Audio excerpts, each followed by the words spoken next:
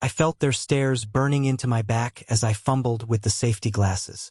God, I hated these things, always too big for my face, always sliding down my nose at the worst possible moment. The range officer had practically thrown them at me with that patronizing smile I'd grown to recognize over my 43 years of existing as a woman in spaces men considered theirs. "First time?"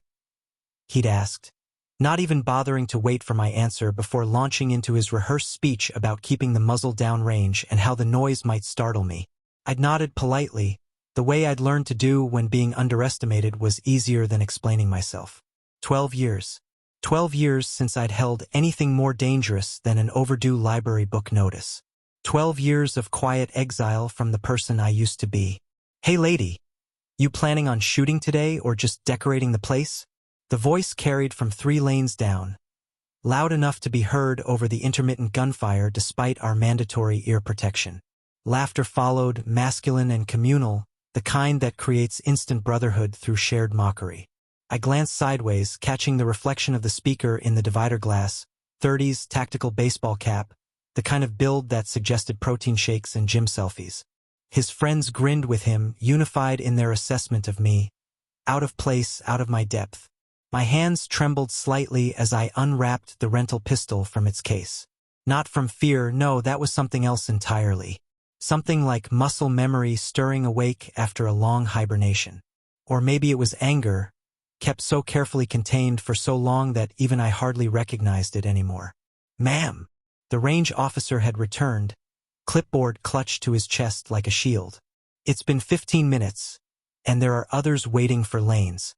Do you need assistance loading your weapon?" His tone made it clear what he really meant. "Do you even know which end the bullet comes out of?" "I'm fine, thank you," I murmured. The same voice I used to remind teenagers about library noise policies. Soft, non-threatening, forgettable. He lingered, unconvinced. "Perhaps you'd like me to demonstrate the proper stance? Just to refresh your memory?" Before I could answer, more laughter erupted from the group. The ringleader was now performing an exaggerated impression of what he imagined I would look like firing a gun. Wrists limp, eyes squeezed shut, body recoiling before the shot was even taken. His friends doubled over, slapping his shoulder in appreciation. "That's exactly how my wife looked first time I took her shooting." One of them wheezed. Screamed so loud the instructor thought someone got shot for real. The range officer glanced at them, then back at me with something almost like pity. "Don't mind them. Everyone starts somewhere." But I hadn't started somewhere. I had been somewhere. Somewhere these men couldn't imagine when they looked at my sensible cardigan and reading glasses dangling from a chain around my neck. I'd been Staff Sergeant Maria Alvarez, Marine Corps, top marksmanship instructor at Quantico for 8 years. I qualified expert every year of my service. I trained snipers who went on to protect presidents. I had commendations these weekend warriors couldn't pronounce, let alone earn. Until Fallujah. Until the IED. Until the medical discharge and the reconstructive surgeries and the therapists who said shooting might trigger my PTSD. So I locked that part of myself away and became just Maria, the quiet librarian who recommended historical fiction and ran the children's reading hour on Wednesdays. "Ma'am." The range officer was growing impatient now. "I'm going to have to ask you to either begin your session or surrender your lane." Something snapped inside me then, not in a breaking way, but like a puzzle piece finally clicking into place. I felt my spine straighten, my chin lift slightly. The tremor in my hands stilled completely. "I'll begin now," I said, my voice different somehow, less apologetic. I loaded the magazine with precise movements that my fingers remembered even if my conscious mind had tried to forget. The weight of the Glock 19 felt like greeting an old friend. Familiar, comforting in its solidity. I could sense the range officer hovering, expecting disaster. From the corner of my eye, I saw the group had paused their shooting to watch what they anticipated would be quality entertainment. The nervous librarian type embarrassing herself. I didn't rush. I took my stance, feet shoulder-width apart, slight forward lean. The posture returned to my body like it had been waiting all this time, patient beneath the layers of civilian life I'd wrapped around myself like bandages over a wound that never quite healed. I raised the pistol, sighted down the range, and exhaled half a breath just as Master Sergeant Phillips had taught me 20 years ago. The world narrowed to the front sight post, the target, and the pressure of my finger on the trigger. The first shot broke my silence of 12 years. Perfect center mass. Without pausing, I fired 5 more rounds in rapid succession, muscle memory taking over completely now. 6 shots. 1 ragged hole in the absolute center of the target. The range went so quiet I could hear the shell casings hit the floor despite my ear protection. I ejected the magazine, cleared the chamber with practiced efficiency, and placed the weapon down before turning around. The range officer's clipboard hung forgotten at his side, his mouth slightly open. Behind him, the group of men stood frozen, their expressions a mixture of disbelief and something that looked remarkably like shame. "I think I'm good," I said into the silence. "No assistance needed." The man in the tactical hat removed his ear protection slowly. "Where did you learn to shoot like that?" he asked, his mockery replaced by genuine curiosity. I considered my answer carefully. For 12 years, I'd hidden that part of myself away, ashamed not of my service but of how it had ended. The nightmares, the panic attacks, the feeling that I'd left something essential of myself in the dust of a foreign country. "Marines," I said finally. "I was an instructor. Before." I gestured vaguely at my right leg, where the scars beneath my jeans told a story I rarely shared. Their eyes widened in collective understanding. "Afghanistan?" one asked quietly. "Iraq," I corrected. "Fallujah, 2007. The atmosphere shifted then. The mocking laughter replaced by a different kind of silence, respectful, perhaps even apologetic. I turned back to my lane, loaded a fresh magazine, and continued my session. Each shot was a reclamation, each target a step back toward the person I'd buried beneath library books and quiet smiles. With every pull of the trigger, I felt something long dormant reawakening inside me.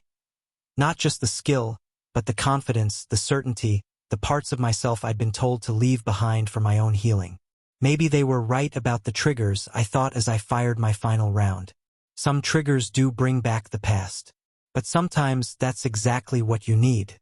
The next time I visited the range was 2 weeks later. I'd spent the intervening days in a strange state of restlessness, as if something long dormant had been disturbed and couldn't settle back into hibernation. My hands would sometimes form the familiar grip around my coffee mug. I'd catch myself scanning rooftops during my walk to work, an old habit from convoy duty that I thought I'd broken years ago. When I pushed open the heavy glass door of Sharpshooter's range, the air felt different. Or maybe I was different. The same clerk was behind the counter, but his reaction wasn't the same. Recognition flickered in his eyes. "Lane 7 again, Ms. Alvarez?" he asked, already reaching for the paperwork. No beginner pamphlet this time. No unsolicited advice about ladies' firearms. I nodded, surprised he remembered my name. "We've got a promotion on range ammunition today," he added, sliding a flyer across the counter. "And, the range officer wanted me to give you this." He handed me a business card for advanced tactical training courses. "What's this?" I asked, turning the card over in my hand. The clerk looked almost embarrassed. "He thought you might be interested in our competition team. They practice on Thursdays." I pocketed the card without comment and made my way to the rental counter. As I waited for my Glock, I noticed a few nods of acknowledgement from other regulars. Nothing overly friendly, nothing effusive. Just the simple recognition that exists between people who share a space and a skill. Lane 7 was ready for me, and this time, no one questioned my presence or my abilities. I laid out my equipment with methodical precision, the routine coming back to me more naturally now. The tremor in my hands was gone entirely. I was halfway through my first magazine when I sensed someone watching me. Not the casual glances of curious onlookers, but the studied observation of someone assessing technique. I finished my sequence, 8 rounds in a tight cluster, before turning. The man from my previous visit stood a respectful distance away, his tactical hat now absent, replaced by a more subdued range cap. His posture was different too, less swagger, more consideration. "Ms. Alvarez?" he asked when he saw I'd noticed him. I removed one ear protector. Yes, Mike Donovan. He didn't offer his hand, aware of range etiquette. I was here last time you were in. I wanted to. He cleared his throat.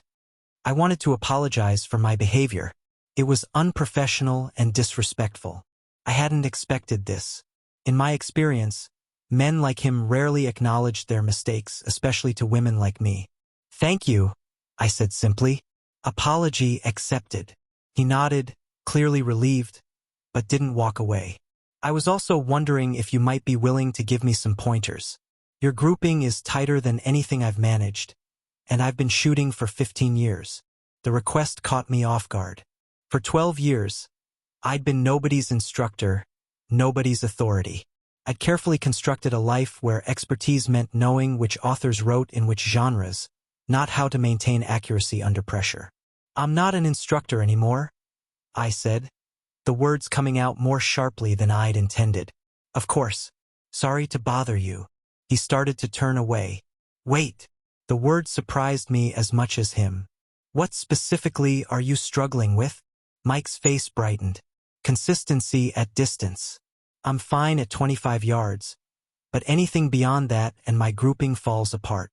I studied him for a moment, weighing something inside myself. Show me your stance, I finally said. He moved to the neighboring lane, which had opened up, and assumed his firing position with a pistol similar to mine. I immediately saw the issue. You're anticipating the recoil, I said, slipping back into instructor mode with unsettling ease. See how you're tensing your shoulders before you fire? That's pulling your shots right and high. Mike adjusted, following my guidance. Like this. Better. Now try something for me. When you exhale before the shot, leave about 20% of your breath in. Don't empty your lungs completely. He looked skeptical but followed the instruction. His next shot landed noticeably closer to center. That's a huge difference, he said, genuinely surprised. Where did you learn that trick? Master Sergeant Phillips, Quantico, 2001, I answered without thinking. He used to say shooting is just controlled breathing with accessories. Mike laughed. Not the mocking laughter from before, but the appreciative chuckle of a student connecting with new knowledge. Before I knew it, 15 minutes had passed, and I was demonstrating grip adjustments and trigger discipline techniques I hadn't thought about in years. Words and phrases from my instructing days flowed back. Press. Don't pull. Surprise yourself with each shot. Your eye can only focus on one distance at a time, so make it the front sight. A small crowd had gathered at a respectful distance, watching the impromptu lesson. Among them was a woman about my age, her rental paperwork clutched nervously in her hands, clearly waiting for her first shooting experience. Mike noticed her too. Looks like you've got an audience, Staff Sergeant. The title sent an unexpected shiver through me. Part pride, part pain. I'm not a staff sergeant anymore, I said quietly. Just Maria. With all due respect, Mike replied. Once a Marine, always a Marine. At least that's what my dad used to say. 20 years, Force Recon. I nodded, understanding the unspoken connection. Military families recognize each other in civilian spaces. A shared language beneath the everyday words. Your grouping will improve with practice, I told him, eager to end the session before more of my past self emerged. Just remember the breathing technique. As I turned back to my lane, the nervous woman stepped forward. Excuse me, she said hesitantly. I couldn't help overhearing. I'm here because my house was broken into last month, and the police took 45 minutes to arrive. I've never touched a gun before, and I'm terrified, but I'm more terrified of being helpless again. She took a shaky breath. Could you possibly show me how to get started? The man at the counter just handed me this. She held up the same beginner pamphlet I'd received, and I don't even know how to load it. I looked at her, really looked at her. I saw the fading bruise near her temple, partially concealed with makeup. I saw the way she held herself, like someone who had recently learned the world wasn't as safe as she'd believed. I saw myself, 12 years ago, learning to navigate a world that had suddenly become hostile and unpredictable. What's your name? I asked. Diana, she replied. Well, Diana, the first thing you need to know is that the weapon doesn't make you safe. Your awareness does. The gun is just a tool. I gestured to the lane next to mine. But I can show you how to use that tool correctly. For the next hour, I walked Diana through the basics, surprised at how naturally the teaching came back to me. By the end of the session, she was hitting the target consistently, not with perfect accuracy but with growing confidence. Thank you, she said as we wrapped up. I don't know if better is the right word, but less powerless. I understood exactly what she meant.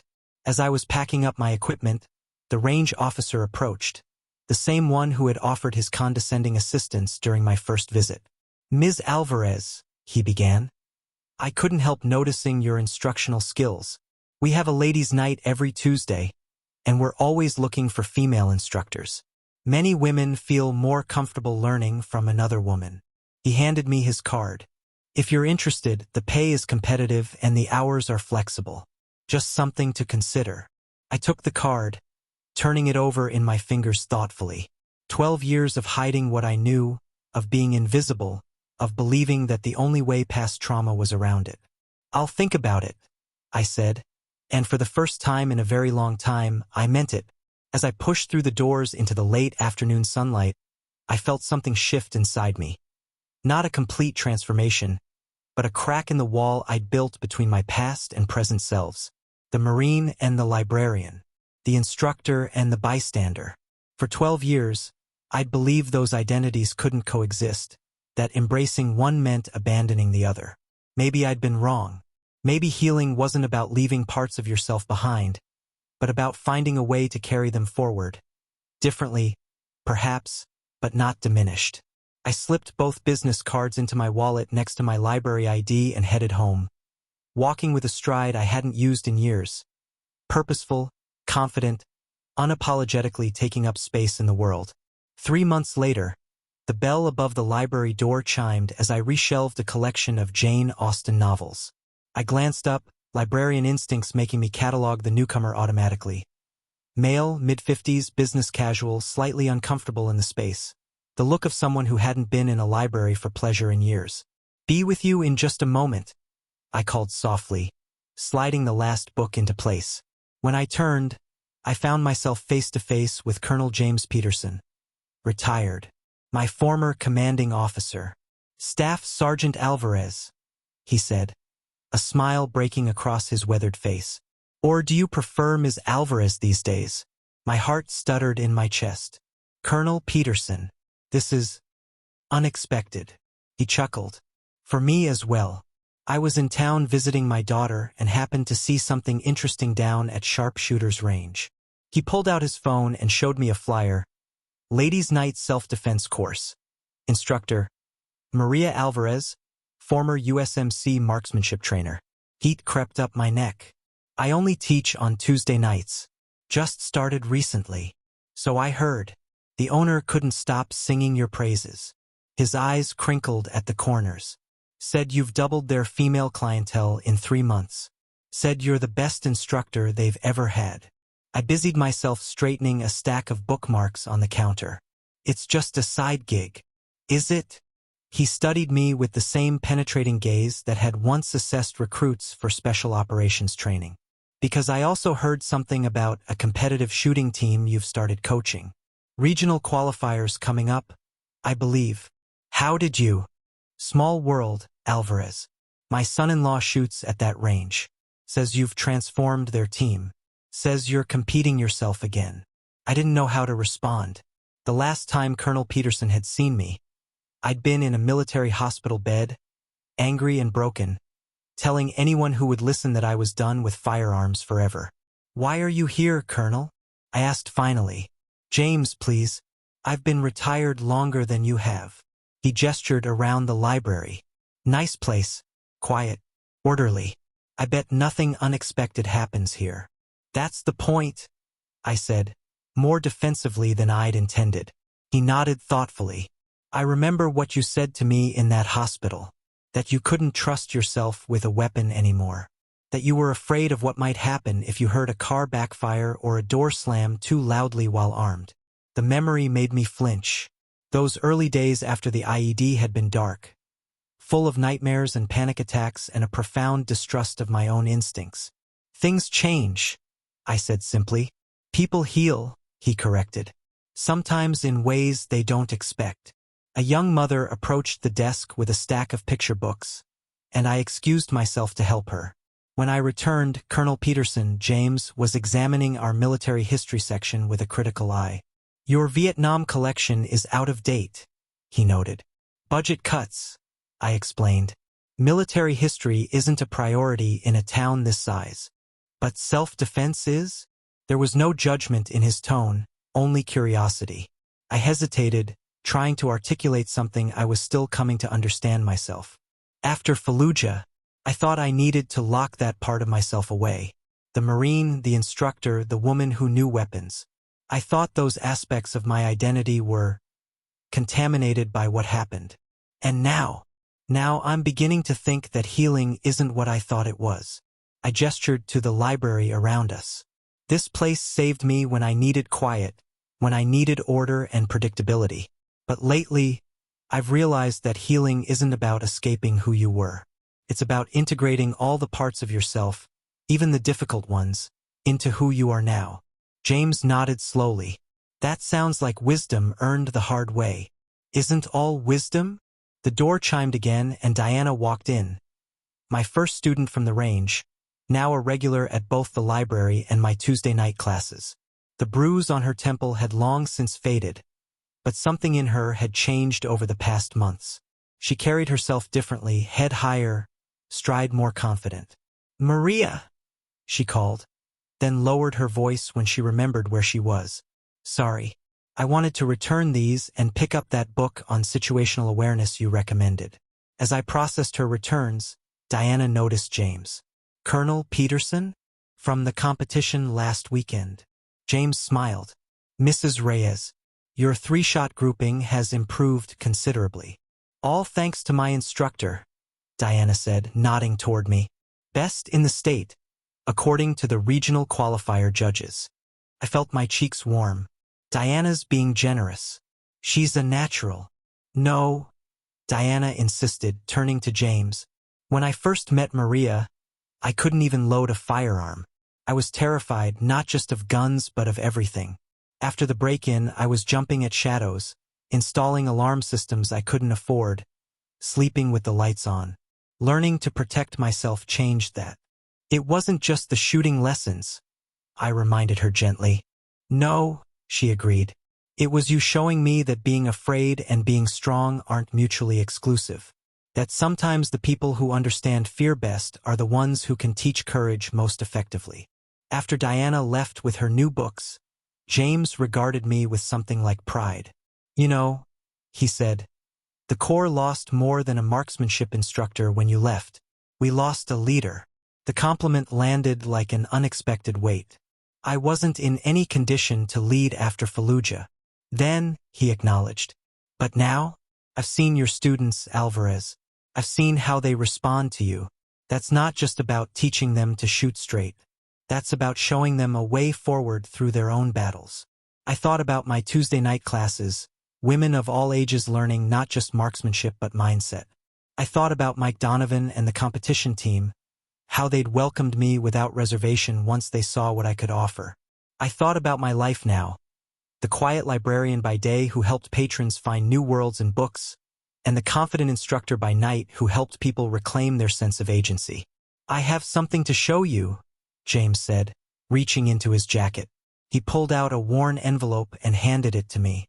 Inside was a letter of commendation I'd never seen before, dated just after my medical discharge. It praised my service in terms that made my throat tight, but it was the final paragraph that blurred my vision. Staff Sergeant Alvarez's quick thinking and exceptional marksmanship under extreme duress saved the lives of 17 Marines on April 12, 2007. Though she carries the physical and psychological wounds of that day, her actions exemplify the highest traditions of the United States Marine Corps. It is the recommendation of this board that she be awarded the Silver Star for gallantry in action. I looked up, confused. I never received this. Or the medal. Because you refused all contact from the Corps after your discharge, James said gently. You were hurting. We respected that. But I kept track of you, Alvarez. I always knew where you were. Why? I whispered. Because good leaders are rare. Because what happened to you wasn't your fault. Because I always believed that someday you'd find your way back. Not necessarily to the Marines, but to yourself. I carefully refolded the letter, emotions warring within me. I'm not the same person I was then. None of us are, James replied. That's the point. We evolve, we adapt, we integrate our experiences, even the painful ones, into who we become. He gestured to the flyer again. The woman who teaches those classes isn't just Staff Sergeant Alvarez or just Maria the librarian. She's both, and that's her strength. You turned your wound into wisdom, and now you're passing it on.